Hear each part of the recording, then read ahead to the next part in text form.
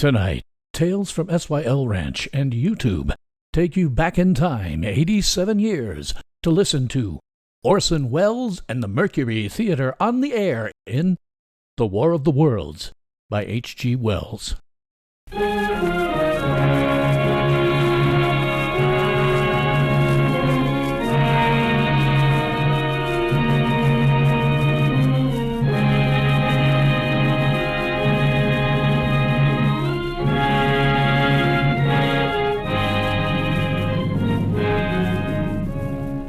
Ladies and gentlemen, the director of the Mercury Theater and star of these broadcasts, Orson Welles. We know now that in the early years of the 20th century, this world was being watched closely by intelligences greater than man's, and yet as mortal as his own.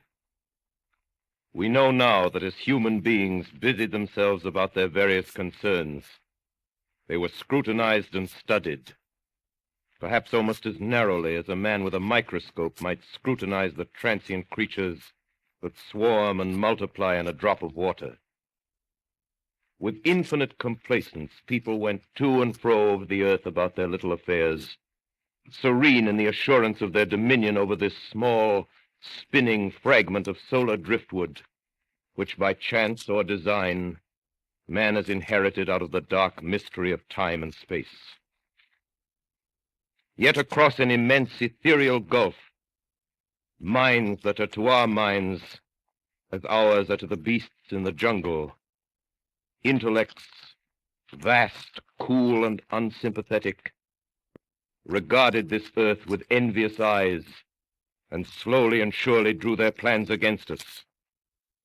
And in the 39th year of the 20th century came the Great Disillusionment. It was near the end of October. Business was better. The war scare was over. More men were back at work.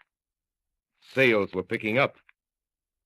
On this particular evening, October 30th, the Crosley service estimated that 32 million people were listening in on radios.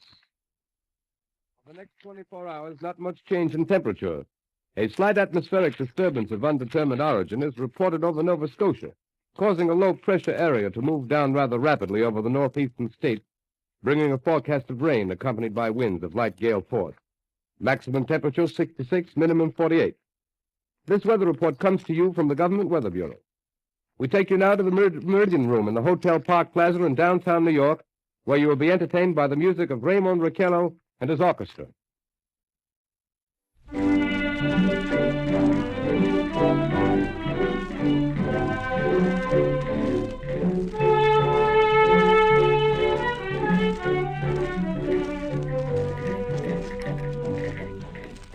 Good evening, ladies and gentlemen. From the Meridian Room in the Park Plaza Hotel in New York City, we bring you the music of Raymond Raquello and his orchestra. With a touch of the Spanish, Raymond Raquello leads off with La Comparsita.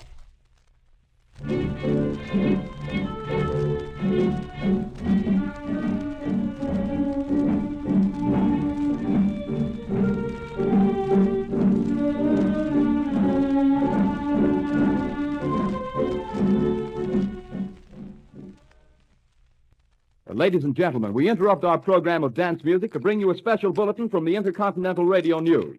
At 20 minutes before 8 Central Time, Professor Farrell of the Mount Jennings Observatory, Chicago, Illinois, reports observing several explosions of incandescent gas occurring at regular intervals on the planet Mars.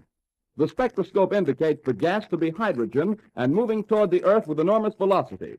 Professor Pearson of the observatory at Princeton confirms Farrell's observation and describes the phenomenon as, quote, like a jet of blue flame shot from a gun, unquote. We now return you to the music of Raymond Raquello, playing for you in the Meridian Room of the Park Plaza Hotel, situated in downtown New York.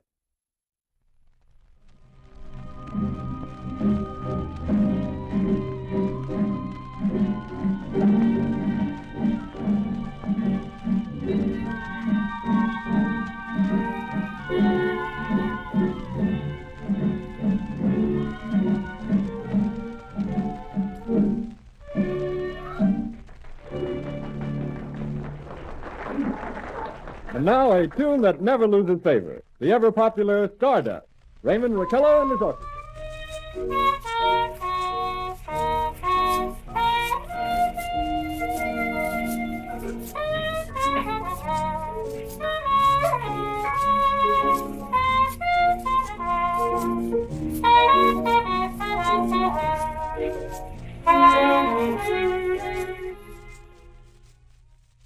Ladies and gentlemen, following on the news given in our bulletin a moment ago, the Government Meteorological Bureau has requested the large observatories of the country to keep an astronomical watch on any further disturbances occurring on the planet Mars.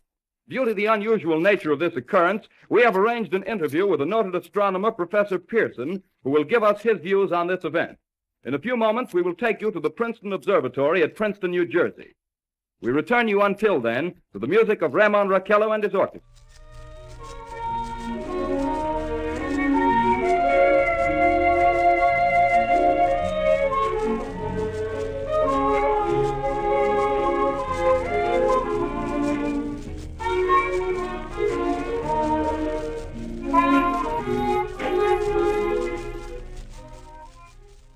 We are ready now to take you to the Princeton Observatory at Princeton, where Carl Phillips, our commentator, will interview Professor Richard Pearson, famous astronomer.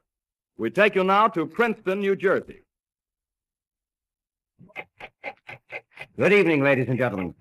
This is Carl Phillips speaking to you from the observatory at Princeton. I'm standing in a large semicircular room, pitch black except for an oblong split in the ceiling.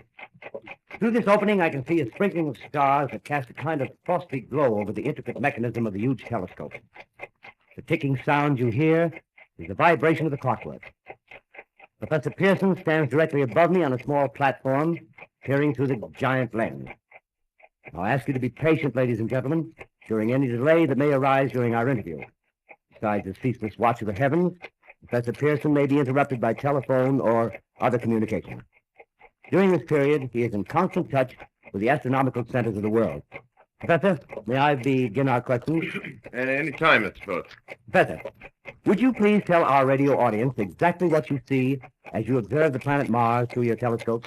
Nothing unusual at the moment, Mr. Phillips. A red disk swimming in the blue sea. Transverse stripes across the disk.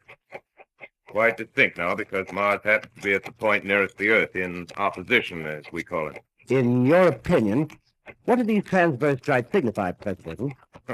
Not canals, I can assure you, Mr. Phillips. See. Although that's the popular conjecture of those who imagine Mars to be inhabited. From a scientific viewpoint, the stripes are merely the result of atmospheric conditions peculiar to the planet. Then you're quite convinced, as a scientist, that living intelligence as we know it does not exist on Mars? I should say the chances against it are 1,000 to 1. And yet, how do you account for these gas eruptions occurring on the surface of the planet at regular intervals? Phillips, I cannot account for it. By the way, Professor, for the benefit of our listeners, how far is Mars from the Earth? Approximately 40 million miles. Well, that seems a safe enough distance. Just a moment, ladies and gentlemen. Someone has just handed Professor Pearson a message. While he reads it, let me remind you that we are speaking to you from the observatory in Princeton, New Jersey, where we are interviewing the world-famous astronomer, Professor Pearson. One moment, please. Professor Pearson has passed me a message which he has just received. Professor, may I read the message to the listening audience? Certainly. Ladies and gentlemen, I shall read you a wire addressed to Professor Pearson from Dr. Gray of the Natural History Museum, New York. Quote, 9:15 p.m. Eastern Standard Time. Seismograph registered shock of almost earthquake intensity occurring within a radius of 20 miles of Princeton. Please investigate. Signed, Lloyd Gray, Chief of Astronomical Division. Unquote. Professor Pearson, could this occurrence possibly have something to do with the disturbances observed on the planet Mars? Hardly, Mr. Phillips. This is probably a meteorite of unusual size, and its arrival at this particular time is merely a coincidence. However, we shall conduct a search as soon as daylight permits. Thank you, Professor. Ladies and gentlemen, for the past 10 minutes, we've been speaking to you from the observatory at Princeton, bringing you a special interview with Professor Pearson, noted astronomer. This is Carl Phillips speaking. We are returning you now to our New York studio.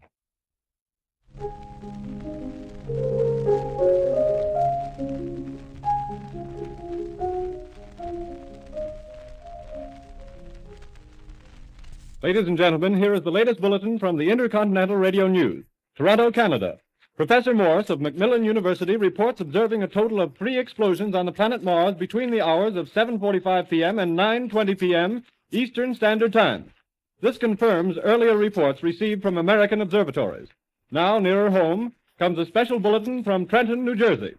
It is reported that at 8:50 p.m. a huge flaming object, believed to be a meteorite, fell on a farm in the neighborhood of Grover's Mill, New Jersey, 22 miles from Trenton.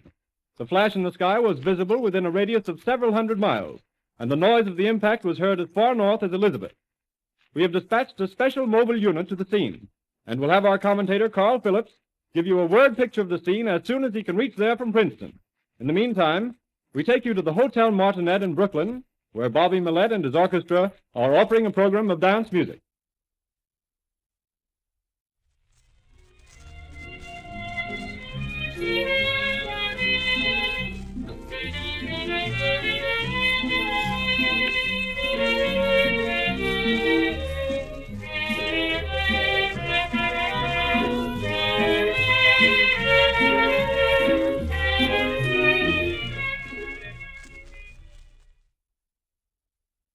We take you now to Grover's Mill, New Jersey.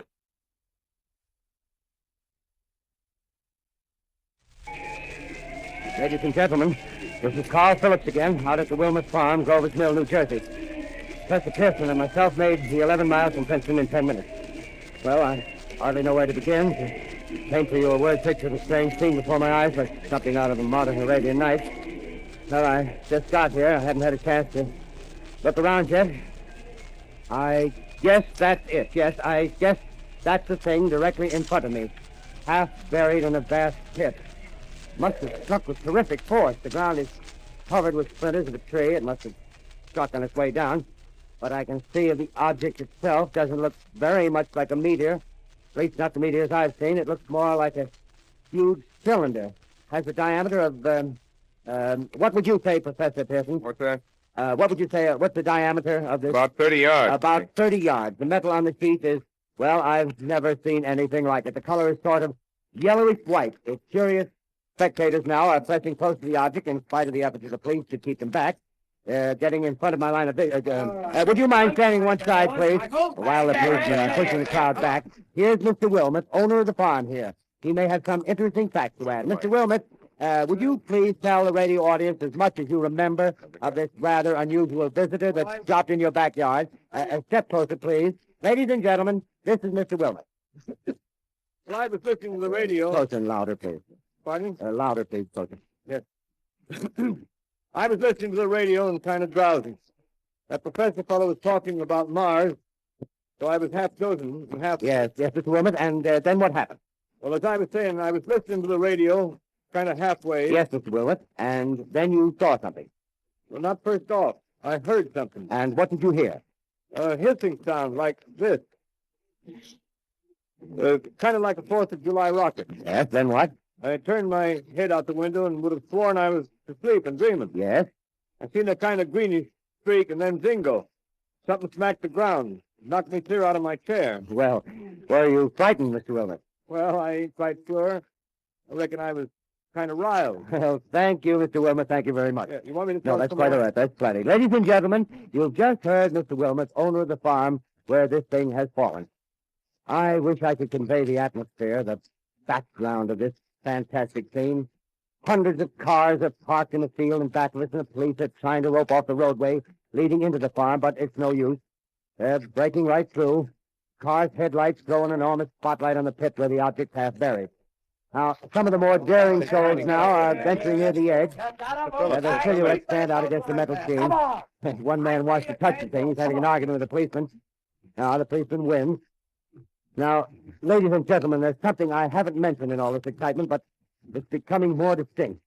Perhaps you've caught it already on your radio. Listen, please. Do you hear it? It's a curious humming sound that seems to come from inside the object.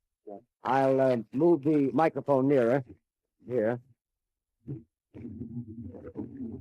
Now, we're not more than 25 feet away.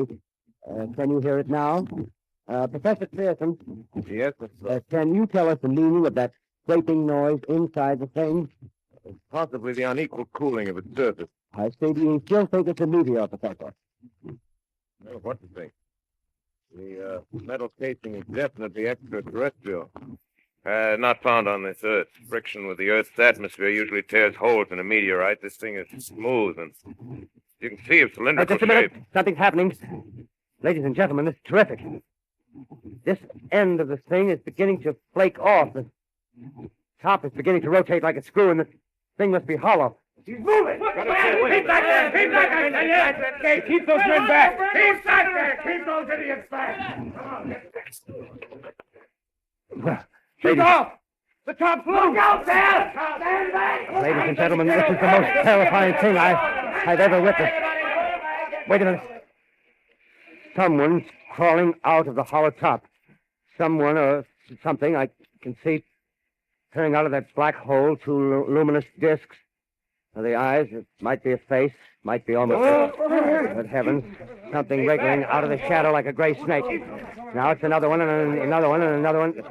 They look like tentacles to me. Oh, yeah, I can see the thing's body. Now it's large as a bear.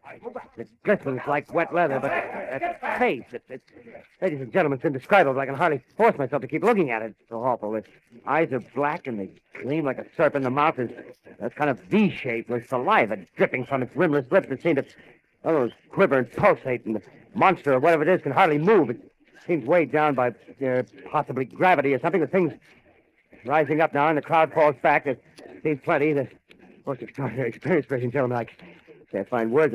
Well, I'll pull this microphone with me as I talk. I'll have to stop the description till I can take a new position. Hold on, will you, please? I'll be right back in a minute.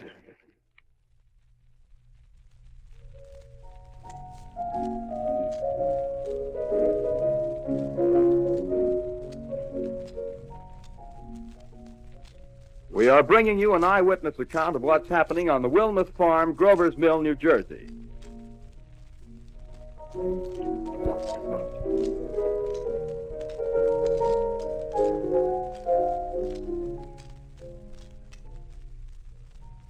We now return you to Carl Phillips at Grover's Mill. Ladies and gentlemen, am I on? Ladies and gentlemen, here I am, back of a stone wall that adjoins Mr. Wilmuth's garden. From here, I get a sweep of the whole scene. I'll give you every detail as long as I can talk and as long as I can see. There's more state police have arrived. They're drawing up a cordon in front of the pit. About 30 of them. No need to push the crowd back now. They're willing to keep their distance. The captain's conferring with someone. Can't quite see who. Oh, yes, I believe it's Professor Pearson. Yes, it is. Now they've parted, and the professor moves around one side, studying the object while the captain and two policemen advance with something in their hands. I can see it now. It's a white handkerchief tied to a pole. Flag of truce. If those preachers know what that means, what anything means. Wait a minute, something's happening. Humped shape is rising out of the pit. I can make out a small beam of light against a mirror. What's that? There's a jet of flame springing from that mirror and it leaps right at the advancing men. It strikes them head on. Lord, they're turning into flames. Now the whole field's caught up by the woods, the barns, the gas tanks of the automobiles are spreading everywhere. It's coming this way now, about 20 yards to my right.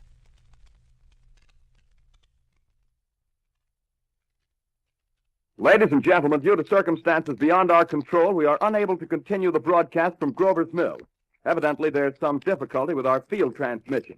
However, we will return to that point at the earliest opportunity. In the meantime, we have a late bulletin from San Diego, California. Professor Indelkoffer, speaking at a dinner of the California Astronomical Society, expressed the opinion that the explosions on Mars are undoubtedly nothing more than severe volcanic disturbances on the surface of the planet. We continue now with our piano interlude.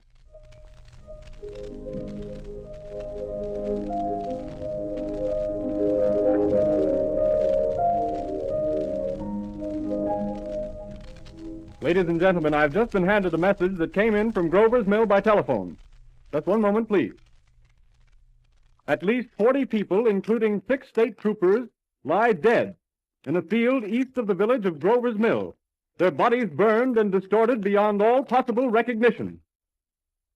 The next voice you hear will be that of Brigadier General Montgomery Smith, commander of the state militia at Trenton, New Jersey. I have been requested by the governor of New Jersey to place the counties of Mercer and Middlesex as far west as Princeton and east to Jamesburg under martial law. No one will be permitted to enter this area except by special pass issued by state or military authorities. 4 companies of state militia are proceeding from Trenton to Grover's Mill and will aid in the evacuation of homes within the range of military operations. Thank you. You have just been listening to General Montgomery Smith, commanding the state militia at Trenton. In the meantime, further details of the catastrophe at Grover's Mill are coming in. The strange creatures, after unleashing their deadly assault, crawled back in their pit and made no attempt to prevent the efforts of the firemen to recover the bodies and extinguish the fire. The combined fire departments of Mercer County are fighting the flames which menace the entire countryside. We have been unable to establish any contact with our mobile unit at Grover's Mill, but we hope to be able to return you there at the earliest possible moment. In the meantime, we take you to... Just one moment, please. Ladies and gentlemen, I have just been informed that we have finally established communication with an eyewitness of the tragedy. Professor Pearson has been located at a farmhouse near Grover's Mill, where he has established an emergency observation post. As a scientist, he will give you his explanation of the calamity. The next voice you hear will be that of Professor Pearson, brought to you by direct wire. Professor Pearson.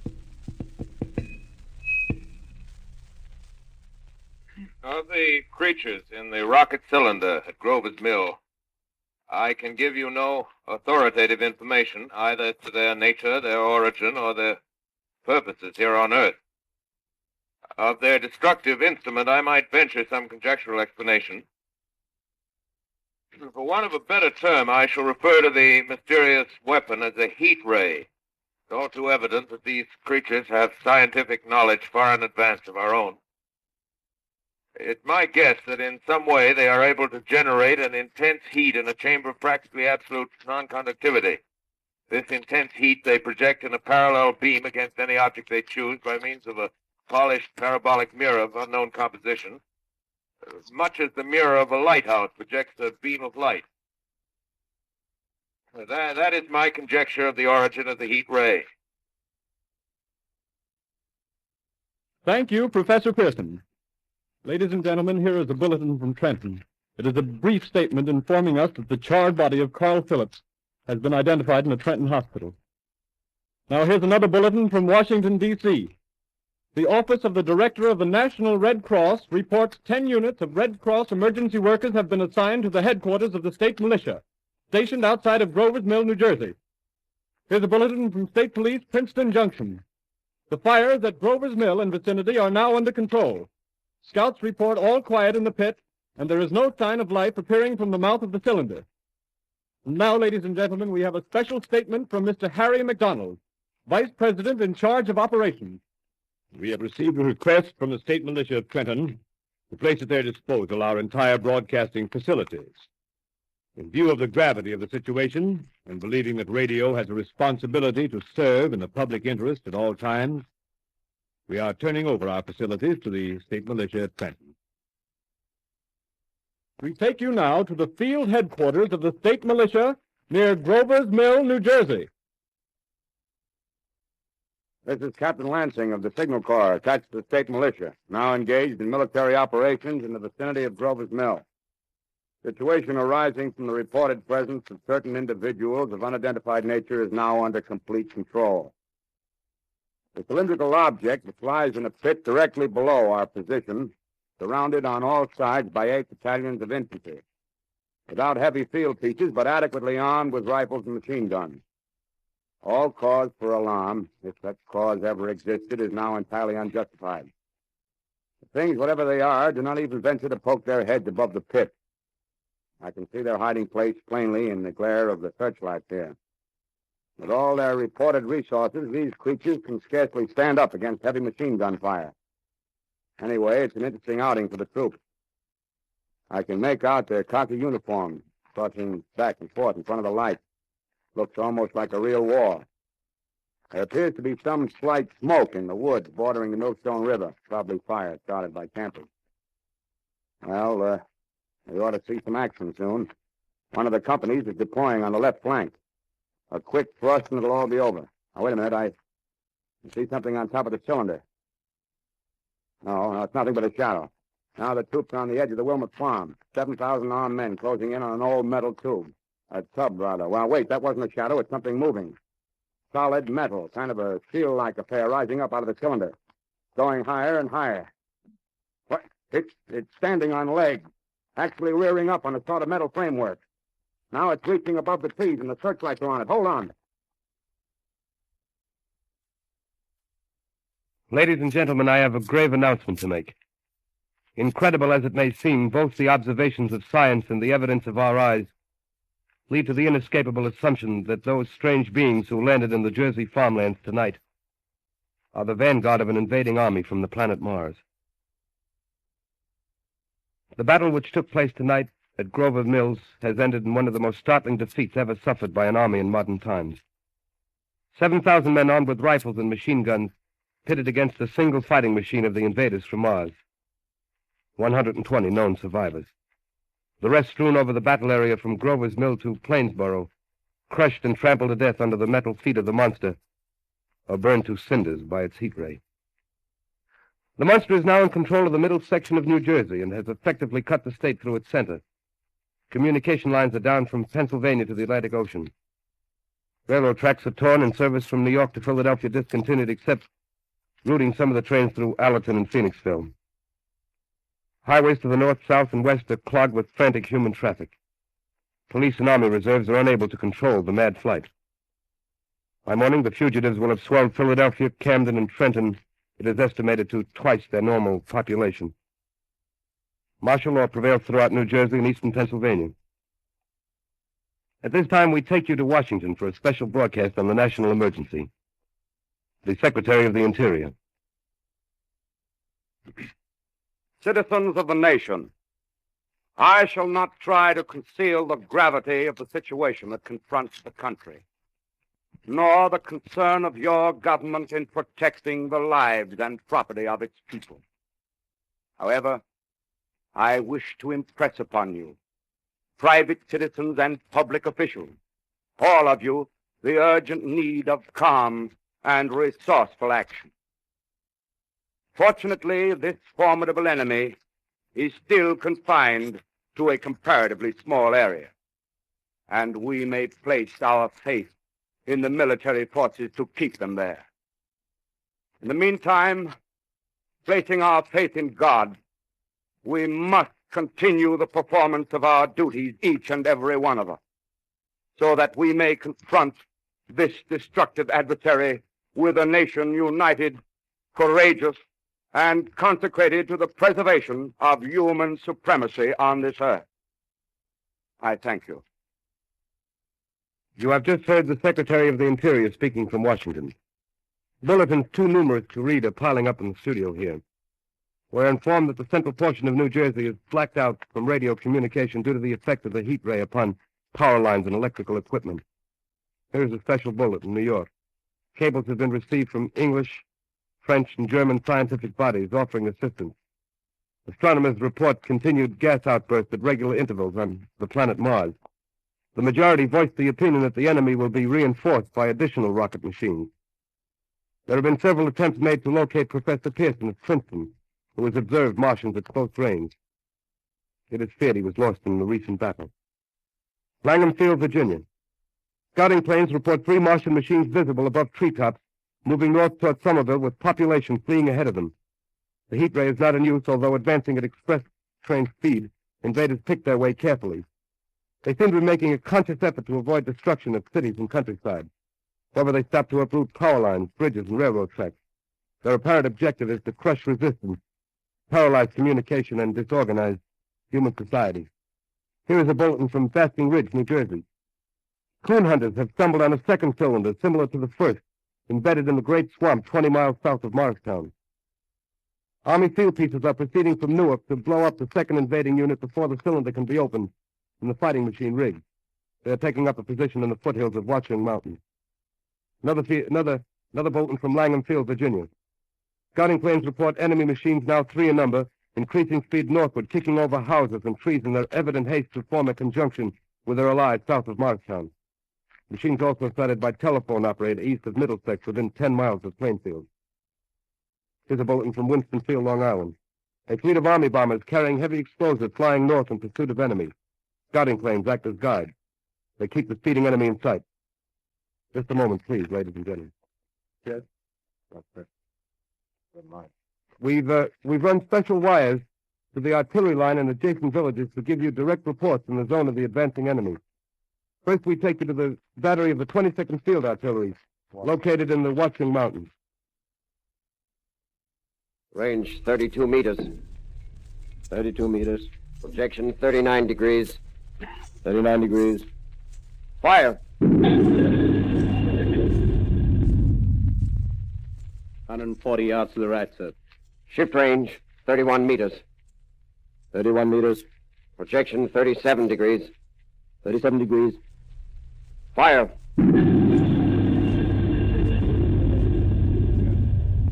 Eight, sir. Got the tripod of one of them. They've stopped. The others are trying to repair it. Quick, get the range. Shift 30 meters. 30 meters.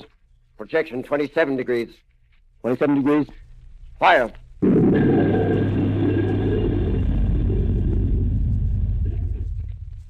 Can't see the shell land, sir. Letting off a smoke. What is it? Black smoke, sir. Moving this way. Lying close to the ground. Moving fast. Put on gas masks. Get ready to fire. Shift to 24 meters. 24 meters. Projection 24 degrees. 24 degrees. Fire.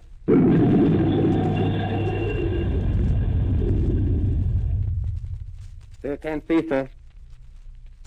Smoke's coming nearer. Get the range. 50 feet. Meters. 23 meters. 23 meters. Project 22. Degrees. 22 degrees.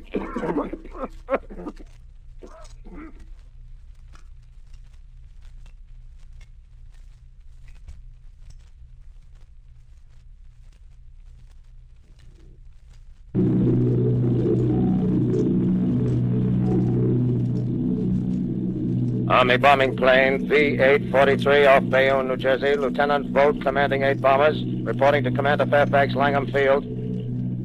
This is Vogt reporting to Commander Fairfax, Langham Field. Enemy tripod machines now in sight. Reinforced by 3 machines from the Morristown cylinder, 6 altogether. 1 machine partially crippled. Believed hit by shell from Army gun in Watchung Mountains.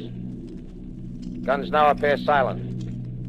A heavy black fog hanging close to the earth of extreme density, nature unknown. No sign of heat ray. Enemy now turns east, crossing Passaic River into the Jersey marshes. Another straddles the Pulaski Skyway. Evident objective is New York City. They're pushing down a high-tension power station. The machines are close together now, and we're ready to attack. Planes circling, ready to strike. A 1,000 yards and we'll be over the first.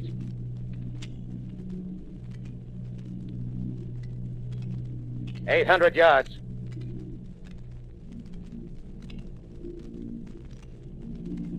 $600.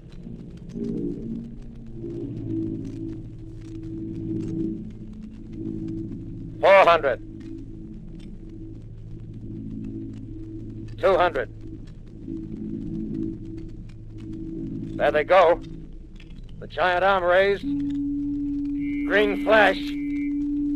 They're spraying us with flame. 2,000 feet. Engines are giving out. No chance to release bombs. Only one thing left. Drop on them, plane and all. We're diving on the first one. Now the engine's gone. 8.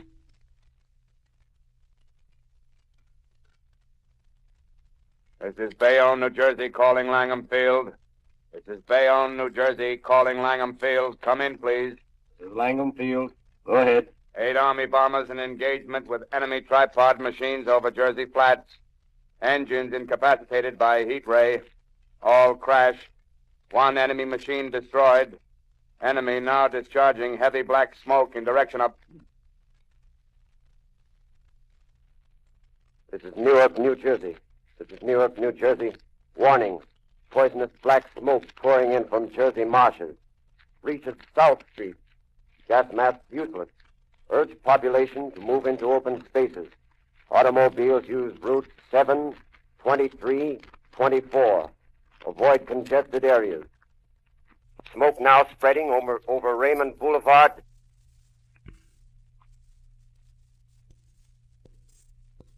"2X2L calling CQ, 2X2L calling CQ, 2X2L calling 8X3R. Come in, please." This is 8X3R coming back at 2X2L. How's reception? How's reception? K, please. Where are you, 8X3R? What's the matter? Where are you?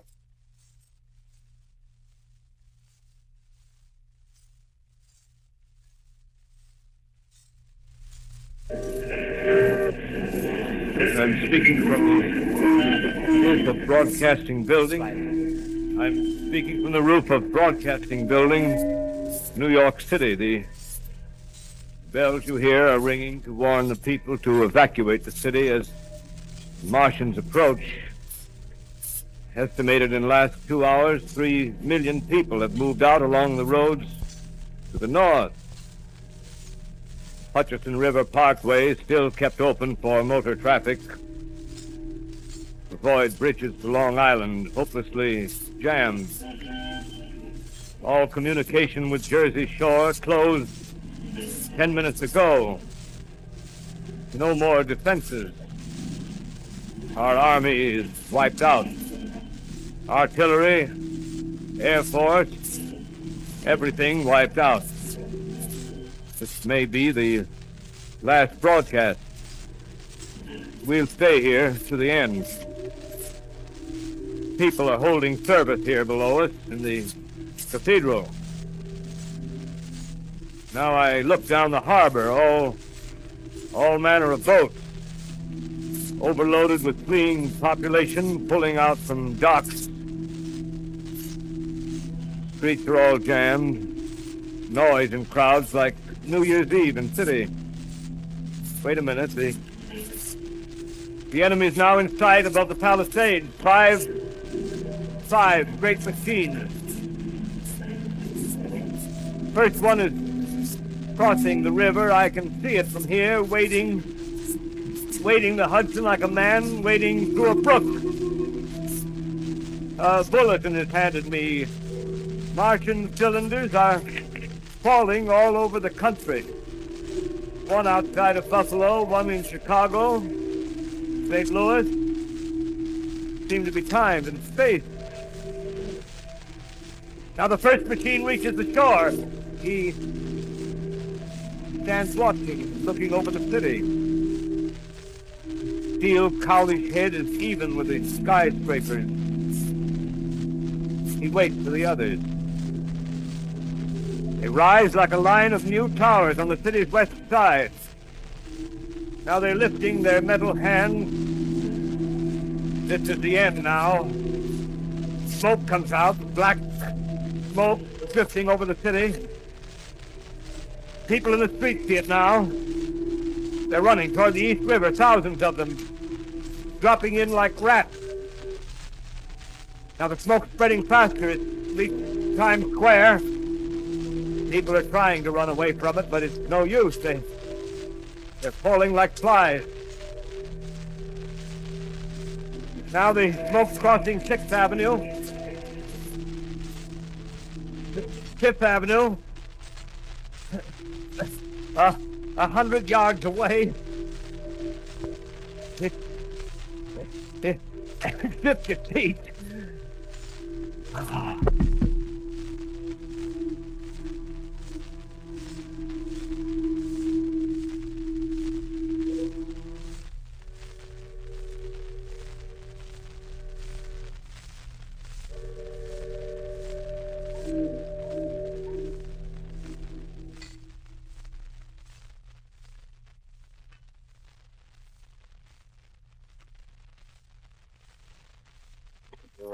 X2L calling CQ.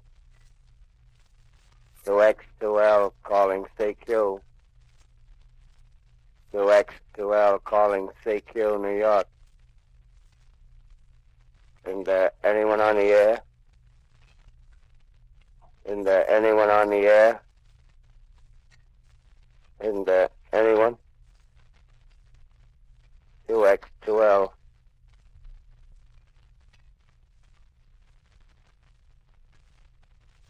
You are listening to a CBS presentation of Orson Welles and the Mercury Theater on the Air in an original dramatization of The War of the Worlds by H.G. Wells.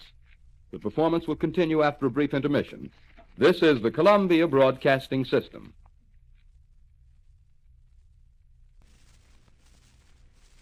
The War of the Worlds by H.G. Wells, starring Orson Welles and the Mercury Theater on the Air.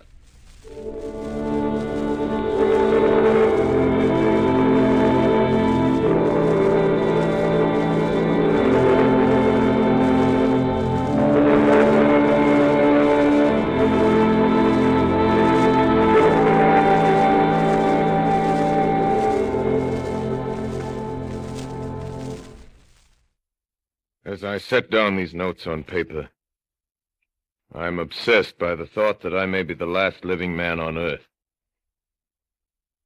I've been hiding in this empty house near Grover's Mill, a small island of daylight cut off by the black smoke from the rest of the world. All that happened before the arrival of these monstrous creatures in the world now seems part of another life. A life that has no continuity with the present. Furtive existence of the lonely derelict who pencils these words on the back of some astronomical notes bearing the signature of Richard Pearson. I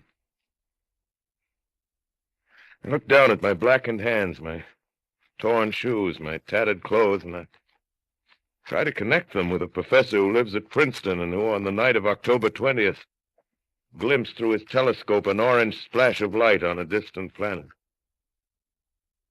My wife, my colleagues, my students, my books, my observatory, my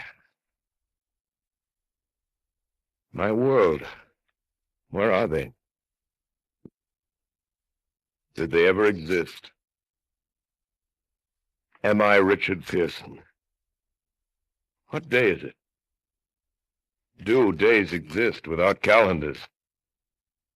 Does time pass when there are no human hands left to wind the clocks? In writing down my daily life, I tell myself I shall preserve human history between the dark covers of this little book that was meant to record the movements of the stars. But to write, I must live, and to live, I must eat. Find moldy bread in the kitchen and an orange not too spoiled to swallow. Keep watch at the window. Time to time, I catch sight of a Martian above the black smoke. The smoke still holds the house in its black coil, but at length there's a hissing sound, and suddenly I see a Martian mounted on his machine, spraying the air with a jet of steam as if to dissipate the smoke. I watch in a corner as his huge metal legs nearly brush against the house. Exhausted by terror, I fall asleep. It's morning. Morning. Sun streams in the window. The black cloud of gas is lifted, and the scorched meadows to the north look as though a black snowstorm had passed over them. I venture from the house. I make my way to a road, no traffic. Here and there, a wrecked car, baggage overturned, a blackened skeleton. Push on north. For some reason, I feel safer trailing these monsters than running away from them. And I keep a careful watch. I've seen the Martians feed. Should one of their machines appear over the top of trees, I'm ready to fling myself flat on the earth. Come to a chestnut tree. October. Chestnuts are ripe. Well, my pockets must keep alive. 2 days I wander in a vague northerly direction through a desolate world. Finally, I notice a living creature. A small red squirrel in a beech tree. I stare at him and wonder. He stares back at me. I believe at that moment the animal and I shared the same emotion. The joy of finding another living being. Push on north, I find dead cows in a brackish field, and beyond the charred ruins of a dairy and a silo, remain standing guard over the wasteland like a lighthouse, deserted by the sea. Astride the silo perches a weathercock. The arrow points north. North. Next day, I come to a city. City vaguely familiar in its contours, yet its buildings strangely dwarfed and leveled off as if a giant had sliced off its highest towers with a capricious sweep of his hand. Reached the outskirts, I found Newark. Newark, undemolished but humbled by some whim of the advancing Martians. Presently, with an odd feeling of being watched, I caught sight of something crouching in a doorway. I made a step towards it, and it rose up and became a man. A man armed with a large knife. Stop! Where do you come from? Oh, I come from many places. A long time ago, from Princeton. Princeton, huh? That's near Grover's Mill. Yes. Grover's Mill. There's no food here. This is my country. All this end of town down the river. There's only food for one. Which way are you going? I don't know.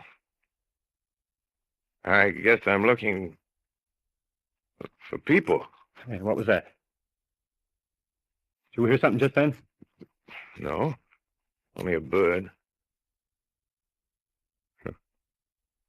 A live bird. Yeah. You get to know that birds have shadows these days. Say, we're in the open here. Let's crawl in this doorway here and talk. Have you seen any Martians? No. They're going over to New York.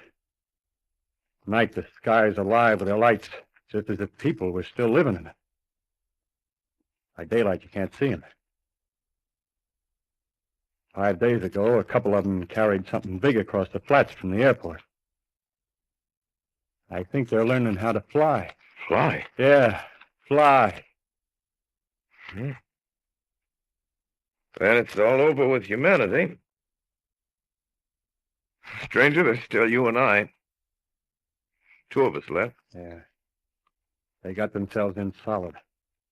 They wrecked the greatest country in the world. Those green stars, they're probably falling somewhere every night. They've only lost one machine. There isn't anything to do. We're done. We're licked. Where were you? You're in a uniform. Yeah, what's left of it. I was in the militia. National Guard. That's good. There wasn't any war. Any more than there's war between men and ants. Yes, but we're eatable ants. I found that out. What'll they do to us? I thought it all out. Right now, we're caught as we're wanted. A Martian only has to go a few miles to get a crowd on the run. But they won't keep on doing that. They'll begin catching us systematic, like keeping the best and storing us in cages and things. They haven't begun on us yet. Not begun? Not begun. All that's happened so far is because we don't have sense enough to keep quiet, bothering them with guns and such stuff and losing our heads and rushing off in crowds. No, instead of our rushing around blind, we got to fix ourselves up according to the way things are now. Cities, nations, civilization, progress. Yes, but if that's so, what is there to live for? Well, there won't be any more concerts for 1,000,000 years or so, and no nice little dinners at restaurants. If it's amusement you're after, I guess the game's up. What is there left? Life, that's what. I want to live. Yeah, and so do you. We're not going to be exterminated. And I don't mean to be caught either. Tamed and fattened and bred like an ox. What are you going to do? I'm going on. Right under their feet. I got a plan. We men as men, we're finished. We don't know enough. We got to learn plenty before we got a chance. We've got to live and keep free while we learn, see? I've thought it all out, see? Well, tell me the rest. Well, it isn't all of it that are made for wild beasts. That's what it got. That's what it got to be. That's why I watched you. All those little office workers that used to live in these houses. They be no good. They haven't any stuff in them. They run off to work. I've seen hundreds of them running to catch their commuter's train in the morning, afraid they'd get canned if they didn't. Running back at night, afraid they wouldn't be in time for dinner. Lives insured and a little invested in case of accidents. Yeah, and on Sundays, worried about the hereafter. Well, the Martians, they'll be a godsend for those guys. Nice roomy cages, good food, careful breeding, no worries. Yeah, after a week or so of chasing around the fields on empty stomachs, they'll come and be glad to be caught. You've thought it all out, haven't you? Sure, you bet I have. That isn't all. These Martians are going to make pets of some of them. Train them to do tricks. Who knows, get sentimental over the pet boy who grew up and had to be killed. Yeah, and some maybe they'll train to hunt us. Oh, no, it's impossible. Human. Yes, they will. There's men who do it gladly. One of them ever comes after me, by... In the meantime, you and I and others like us, where are we to live when the Martians own the Earth? I got it all figured out. We'll live underground. I've been thinking about the sewers. Under New York, there are miles and miles of them. The main ones, they're big enough for anybody. Then there's cellars, vaults, underground storerooms, railway tunnels, subways. You begin to see, huh? We'll get a bunch of strong men together. No weaklings. That rubbish, out. As you meant me to go. All right. Give you a chance, didn't I? Won't quarrel about that. Go on. Well, we got to make safe places for us to stay in, see? Get all the books we can. Science books. That's where men like you come in, see? We raid the museums. We'll even spy on the Martians. May not be so much we have to learn before... Listen. Just imagine this. 4 or 5 of their own fighting machines suddenly start off. Heat rays right and left. Not a Martian in them. Not a Martian in them, see? But men. Men who've learned the way how. It may even be in our time. Gee. Imagine having one of them lovely things with its heat ray wide and free. We'd turn it on Martians. We'd turn it on men. We'd bring everybody down on their knees. That's your plan. Yeah.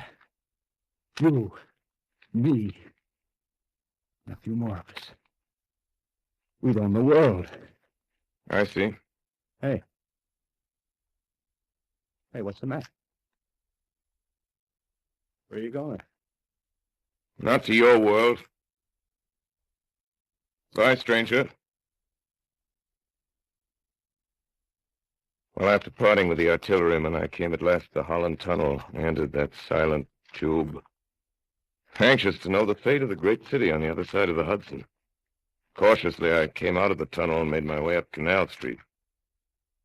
Reached 14th Street, and there again were black powder and several bodies and an evil, ominous smell from the gratings of the cellars of some of the houses. I wandered up through the 30s and 40s, stood alone on Times Square, caught sight of a lean dog running down 7th Avenue with a piece of dark brown meat in his jaws and a pack of starving mongrels at his heels. He made a wide circle around me as though he feared I might prove a fresh competitor. Walked up Broadway in the direction of that strange powder, past silent shop windows, displaying their mute wares to empty sidewalks. Past the Capitol Theater, silent, dark.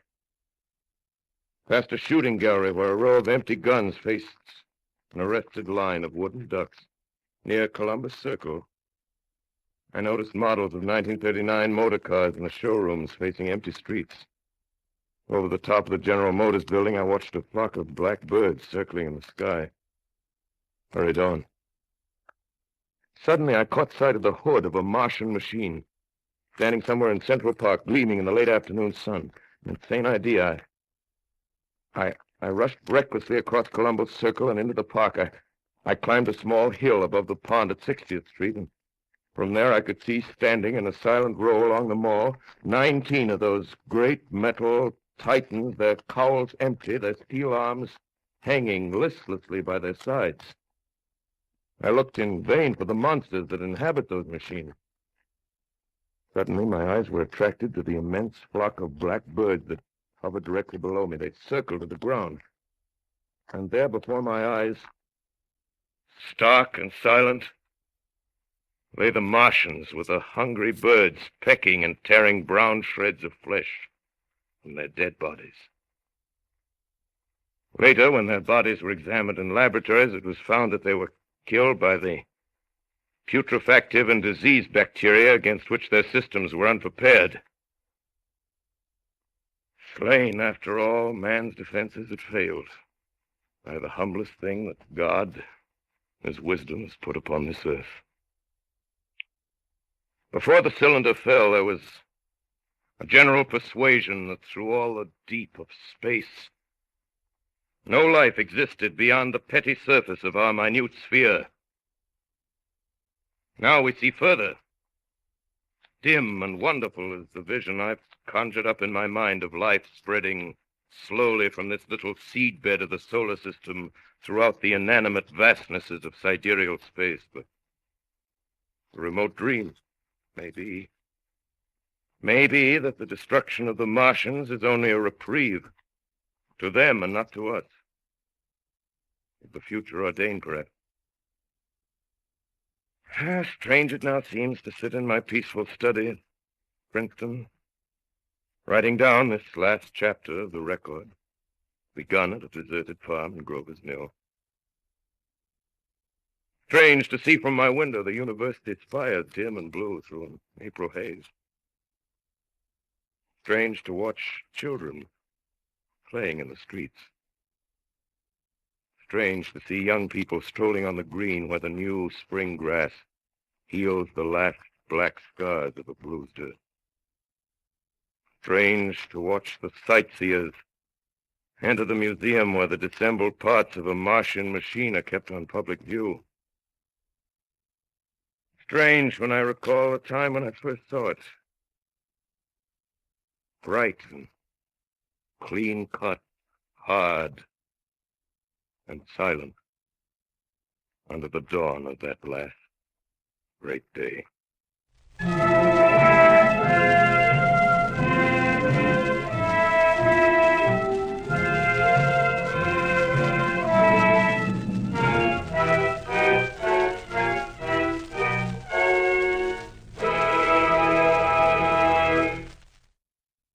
This is Orson Welles, ladies and gentlemen, out of character, to assure you that the War of the Worlds has no further significance than as the holiday offering it was intended to be. The Mercury Theater's own radio version of dressing up in a sheet and jumping out of a bush and saying boo. Starting now, we couldn't soap all your windows and steal all your garden gates. By tomorrow night, so we did the best next thing. We annihilated the world before your very ears and utterly destroyed the CBS. You will be relieved, I hope, to learn that we didn't mean it, and that both institutions are still open for business. So goodbye, everybody, and remember, please, for the next day or so, the terrible lesson you learned tonight. That grinning, glowing, globular invader of your living room is an inhabitant of the pumpkin patch, and if your doorbell rings and nobody's there, that was no Martian, it's Halloween. Tonight, Tales from SYL Ranch and YouTube have brought you The War of the Worlds by H.G. Wells, and performed by Orson Welles and the Mercury Theater on the Air 87 years ago on Halloween 1938. This is Tales from SYL Ranch.